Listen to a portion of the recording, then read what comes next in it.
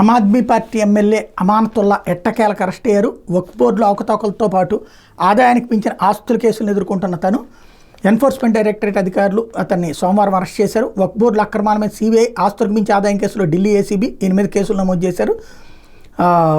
నిన్న వాళ్ళ ఇంటికి చేరుకున్నటువంటి అధికారులు తొలి సోదాల నిమిత్తం ఈడీ అధికారులు ఇంటికి వచ్చినప్పుడు పెద్ద సంఖ్యలో సిఆర్పీఎఫ్, ఢిల్లీ పోలీసు బలగాలు కూడా అక్కడికి వచ్చినాయి. ఈడీ అధికారులు రావడాన్ని ఆయన తన ఎక్స్ ఖాతాలో వీడియో కూడా పోస్ట్ చేశారు. ఇటీవల శస్త్రచికిత్స పూర్తి చేసుకున్న తన అత్తగారి మంచం పక్కన ఆయన మాట్లాడాడు. తర్వాత గేటు బయట ఈడీ అధికారులతో మాట్లాడుతున్నట్టు ఆ వీడియోలో ఉంది. అయితే గతంలో 14 సమన్లను ఆయన బేఖాతరు చేసినందుకే తప్పని పరిస్థితుల్లో అరెస్ట్ చేయాల్సి వచ్చిందని ఈడీ ప్రకటించింది. సుప్రీంకోర్టు ఆదేశించడంతో గతంలో కేవలం ఒక్కసారి తమ ఎదుట హాజరయ్యారని ఈడీ గుర్తు చేసింది.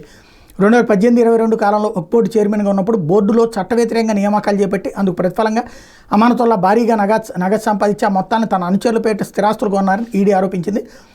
వక్ఫ్ ఆస్తులను చట్టవ్యతిరేకంగా లీజుకి ఇచ్చారని ఈడీ ఆరోపించింది. అరెస్ట్ తర్వాత ఈడీ ఆయన ఢిల్లీలోని స్పెషల్ జడ్జి రాకేష్ నయాల్ ఎదుట హాజరుపరిస్తే 4 రోజుల కస్టడీకి కూడా అనుమతించారు.